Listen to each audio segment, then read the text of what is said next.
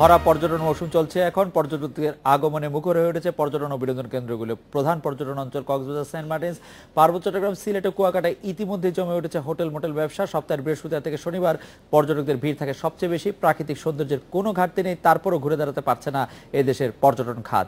যোগাযোগ ব্যবস্থার দুরবস্থা আর পর্যাপ্ত অবকাঠামোর অভাবে এর মূল কারণ বলে মনে করছেন পর্যটন ব্যবসায়ীরা। তার উপর রয়েছে নানা ধরনের অস্থিরতা, নিরাপত্তাহীনতা। এরই মধ্যে গত সপ্তাহ থেকে পটুয়াখালী বরগুনা বাস মালিক সমিতির মধ্যে সৃষ্ট দ্বন্দ্বের কারণে পটুয়াখালী থেকে কুয়াকাটাগামী পর্যটকদের পড়তে হচ্ছে বিড়ম্বনায়। সিলেটের পর্যটন কেন্দ্রগুলির মধ্যে প্রকৃতি প্রেমিকদের সবচেয়ে বেশি টানেছে জাফলং, কিন্তু পাথর ব্যবসায়ীদের কবলে পড়ে ক্ষতিগ্রস্ত হচ্ছে সেখানকার প্রকৃতি। ওই অঞ্চলে বিছানাকান্দি, লালাখাল, পানথুমাই ও রাতারগুল পর্যটকদের কাছে আকর্ষণীয় হলেও রাস্তার অবস্থা করুণ। ওইসব এলাকায় যাওয়ার সকল রাস্তায় প্রয়োজনীয় সংস্কার অভাবে রীতিমতো ভয়ঙ্কর রূপ ধারণ করেছে। পার্বত্য চট্টগ্রাম আর চট্টগ্রামের বিভিন্ন পর্যটন এলাকায় রয়েছে আবাসন ও কাঠামো সংকট। এসব কারণে ভুগতে হচ্ছে পর্যটকদের।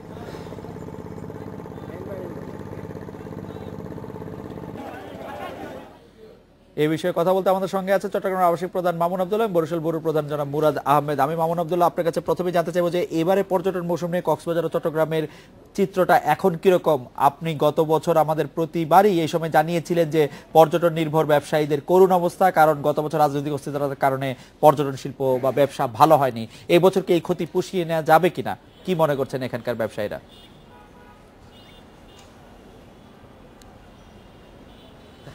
ঠিকই বলেছেন, এখানকার ব্যবসায়ীরা মনে করছেন যে এবার অনেক ভালো হবে, কারণ রাজনৈতিক পরিস্থিতি অনেকটা স্থিতিশীল আছে। কিন্তু যে কথাটি আপনাকে জানিয়ে রাখতে চাই যে চট্টগ্রাম অঞ্চলের মধ্যে, বৃহত্তর চট্টগ্রাম অঞ্চলের মধ্যে কক্সবাজার সারা দেশের পর্যটক আকর্ষণ করে, বিদেশের পর্যটকদেরও আকর্ষণ করে।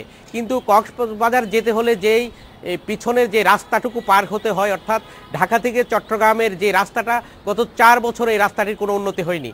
আকাশপথে খুব মুষ্টিমেয় সংখ্যক মানুষের সামর্থ্য আছে ঢাকা থেকে কক্সবাজার যাওয়ার। সেটা বাদ দিলে যদি সড়কপথ এবং রেলপথের কথা বিবেচনা করি, আমরা এখানকার ব্যবসায়ীরা আমাকে বলেছেন যে তাদের কষ্ট হচ্ছে, তাদের যে সুযোগ সুবিধা আছে তার পুরোটা তারা ব্যবসা করতে পারছেন না, কারণ শুধুমাত্র এই যোগাযোগ ব্যবস্থার দুরবস্থার কারণে। অর্থাৎ ঢাকা চট্টগ্রাম মহাসড়ক যে 4 লেনে করার 4 লেনে উন্নীত করার কথা বলা হয়েছিল সেই 4 বছর আগে, খুঁড়িয়ে চলছে, সেটি এখনও ঠিক হয়নি। রেল লাইনের অবস্থা আরও খারাপ। মাঝপথে যদি কোনো ট্রেন দুর্ঘটনায় পড়ে তাহলে ঢাকা চট্টগ্রামের যে 6 ঘন্টার যাত্রাপথকে অনেক সময় 24 ঘন্টা 30 ঘন্টা পর্যন্ত যাত্রীদের আটকে থাকতে হয়। আবার চট্টগ্রাম থেকে কক্সবাজার যেতে হয়, সেখানেও আছে বিড়ম্বনা। সরাসরি কোনো রেলপথ নেই, এই শুধুমাত্র সড়কপথই একমাত্র ভরসা। পাশাপাশি যদি আমি পার্বত্য চট্টগ্রাম অঞ্চলের কথা বলি, যে 3 পার্বত্য জেলা খাগড়াছড়ি, বান্দরবান এবং রাঙামাটি যে অপূর্ব প্রাকৃতিক সৌন্দর্য আছে, সেটা স্বাভাবিক কারণে দেশ বিদেশের পর্যটক আকর্ষণ করে। কিন্তু আপনি জানেন সপ্তাহখানেক আগে রাঙামাটির বগাছড়িতে যে একটা সাম্প্রদায়িক হানাহানি হয়েছে, তার পরিপ্রেক্ষিতে সেটা দেশ বিদেশের প্রচার মাধ্যমে প্রচারিত হয়েছে। মানুষ স্বাভাবিক কারণে একটু উদ্বেগ উৎকণ্ঠার মধ্যে আছে এবং রাঙামাটির পরিস্থিতি এখনও স্বাভাবিক হয়নি, আমি যেটা সেখানকার প্রশাসনের সঙ্গে কথা বলে জানতে পেরেছি। আর চট্টগ্রাম শহরের যে পতেঙ্গা সমুদ্র সৈকতের যে সৈকতটি দীর্ঘদিন ধরে মানুষকে টানছিল, সেই সৈকতের অবস্থা খুবই করুণ, কারণ সেখানে অনেক ভ্রাম্যমান দোকান হয়েছে। দোকানের চাপে আসলে এত বেশি দোকান হয়েছে যে সাগরের সৌন্দর্য দেখা যায় না, ওখানে মানুষের বসার জায়গা নেই। এবং এইসব অবকাঠামোর কারণে ব্যবসায়ীরা মনে করছেন যে মানুষ আসবে, কিন্তু ক্ষতি পুরোটা পোষানো মোটেই সম্ভব হবে না। মামুন ভাই, আপনি অনেকগুলি সমস্যার কথা বললেন, আমি আরেকটি সমস্যার বিষয়ে জানতে চাইছি যে পর্যটন মৌসুমে প্রশাসনের কোনো বাড়তি উদ্যোগ থাকে কিনা, বিশেষ করে চুরি ডাকাতি, ছিনতাই, প্রতারণা বা সমুদ্রে ডুবে যাওয়ার মতো বিষয়গুলি প্রতিরোধ করার জন্য আপনি কি প্রশাসনের কোনো বাড়তি উদ্যোগ দেখতে পান, বা প্রশাসন কোনো বাড়তি উদ্যোগ আদতেই নেয় কিনা? না, সে ধরনের কোনো বাড়তি প্রশাসনের উদ্যোগ দেখা যাচ্ছে না।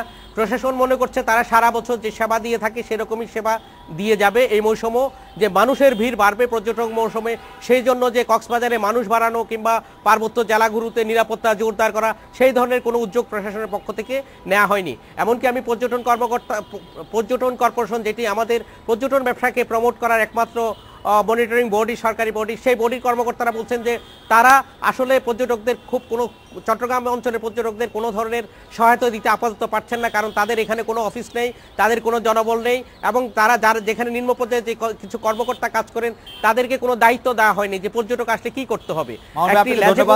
আমি একটু মুরাদ আহমেদ ভাই আপনার কাছে জানতে চাইবো যে বরিশালের অবস্থা, বিশেষ করে পর্যটন মৌসুমের কুয়াকাটায় যে আমরা পর্যটন মৌসুমের প্রভাব সেটা কি পড়েছে বরিশালে, সেটা আপনি একটু বলেন, বিশেষ করে কুয়াকাটাকে যদি মাথা রেখে বলেন। ধন্যবাদ খালেদ ভাই।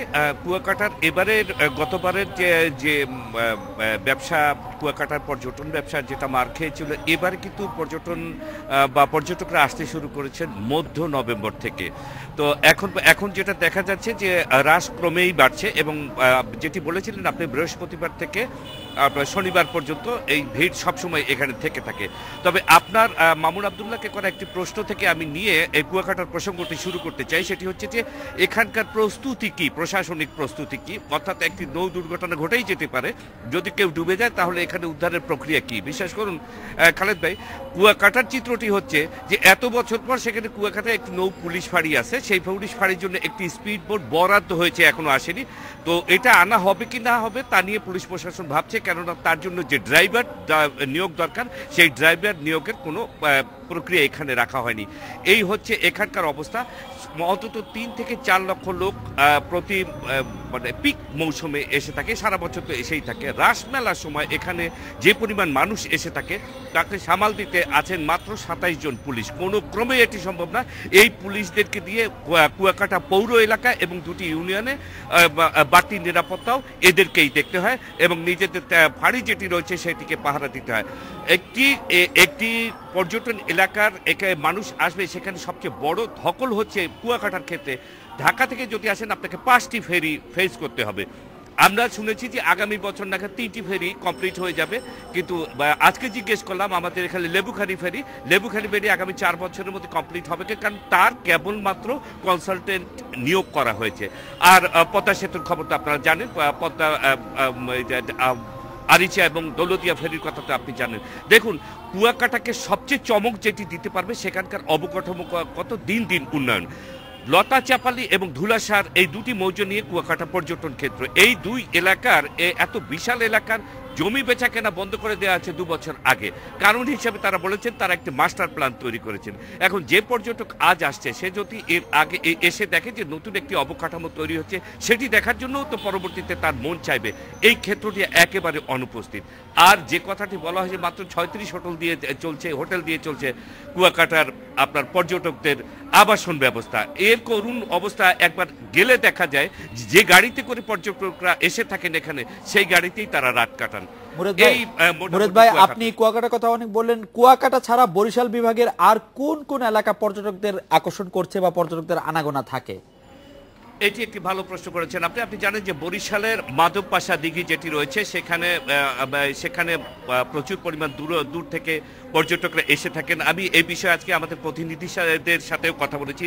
সেখানে আমরা ভোলার যেটি আছে চরমুকরি, আপনি তারুয়া সমুদ্র সৈকত, 4 কিলোমিটার এলাকা জুড়ে একটি তারুয়া সমুদ্র সৈকত আছে আপনার ভোলাতে, তো ঢালচরের কাছাকাছি সেটি একটি রয়েছে। আষাঢ় চর, বরগুনার আষাঢ় চর আমি নিজে গিয়েছি। একটি নৈসর্গিক দৃশ্য আষাঢ় চরে গেলে পর দেখা যায় এই প্রত্যেকটি পর্যটন মৌসুমে সেখানে কি পরিমাণ হাঁস দেখা যায়, সেখানে মাছ শিকারের যে দৃশ্যগুলো সবকিছু দেখা যায়। আজ পর্যন্ত এ ধরনের যতগুলো ক্ষেত্র রয়েছে তার একটিকে ডেভেলপমেন্টের কোনো রকম কোনো চিন্তা আসেনি। মুরাদ আহমেদ, আপনাকে অনেক ধন্যবাদ। এই ছিল আজকের রেডিও স্পিকে আমন্ত্রণ আমাদের পরের আয়োজনে।